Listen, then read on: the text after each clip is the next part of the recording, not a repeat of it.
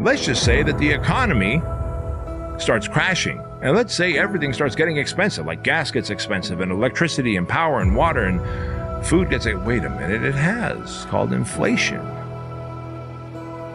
And you are not making enough money to be able to fill in the gap. How long are you going to be piecing credit cards together to fill in the financial gap before you lose it all? So I'm here to tell you that if you are constantly screen sucking and thinking that I'm going to try and get some kind of life balance because money's not the answer to everything, that I'm here to tell you that money is the answer to a lot of things. It is not the answer to everything, but it is the answer to a lot of things. Money will help give you peace of mind to sleep better, knowing that there's a recession and a depression looming around the corner. And money will put you in a position to have more options and to have more time to problem solve through whatever problem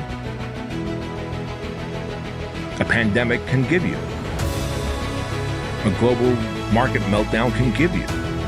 Money gives you breathing space. Money gives you the opportunity to donate to causes and charities and churches that you believe in and want to support. 1% of the people in the general population have the overwhelming amount of money, and 1/10 of that 1% has almost all of that, right? So I think it's like the richest 100 people in the world have as much money as the bottom 2.5 billion. And you think, well, that's a terrible thing, and perhaps it is, but what you have to understand is that that law governs the distribution of creative production across all creative domains. Right? It's something like a natural law, and we'll talk about that more, but imagine what happens when you play Monopoly. You've all played Monopoly. What happens when you play Monopoly? One person ends up with all the money. All right, then you play another game of Monopoly. What happens? One person ends up with all the money. It's actually the inevitable consequence of multiple trades that are conducted randomly. So if you take 1,000 people and you get them to play a trading game, you each give them $100, say, or $10, and they have to trade with another person by flipping a coin. I win the coin toss, you give me $1, you win, I give you $1. If we all play that long enough, one person will end up with all the money and everyone else will end up with zero.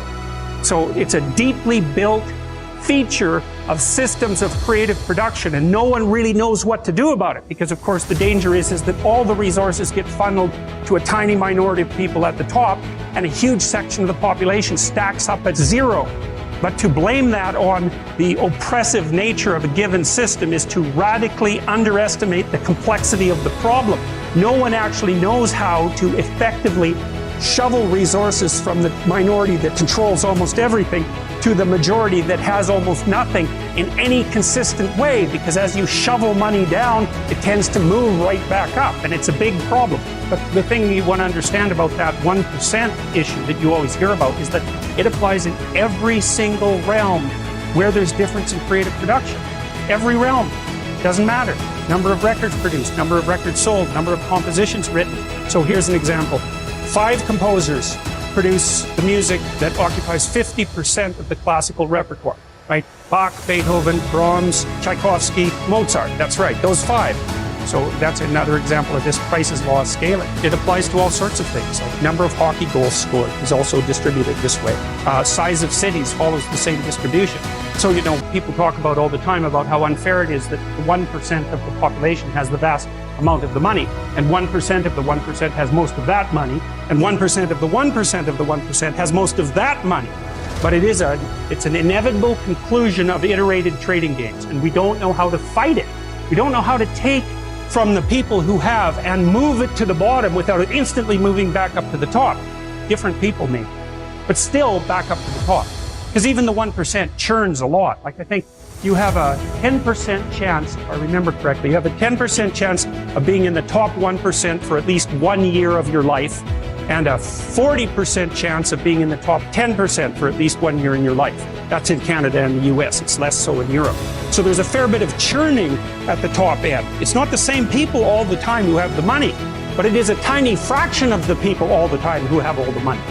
Anyways, the reason I'm telling you about that is because after the peasants were granted their land and started to become farmers, a tiny minority of them became extremely successful, and those people produced almost all of the food for Russia and the Ukraine. So what happened in the 1920s when bloody Lenin came along and collectivized the farms was that they defined the kulaks, who were these tiny minority of successful farmers who maybe had a brick house and were able to hire a couple of people and had some land and some livestock and were very productive people.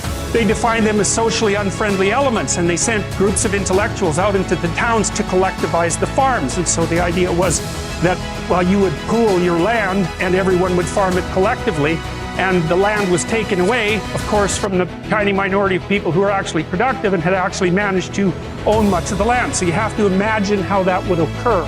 Okay, so it's in the 1920s, it's after World War I, Russia's in pretty bad shape, the villages are full of brutalized men who have post-traumatic stress disorder and lots of people who are not doing well at all, and the bloody intellectuals come into the town and they say, you know those successful farmers up the street that you've always been pretty jealous about in your useless manner?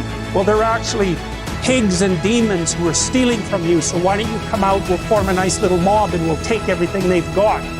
And that's exactly what happened. And all those people were killed or raped or set off to Siberia in the middle of the bloody winter where there wasn't even anywhere for them to live or anything for them to eat. So they all died. And then the consequence of that was a few years later, 6 million people starved to death in the Ukraine. So the Soviets really implemented and perfected the idea of class and ethnicity-based guilt.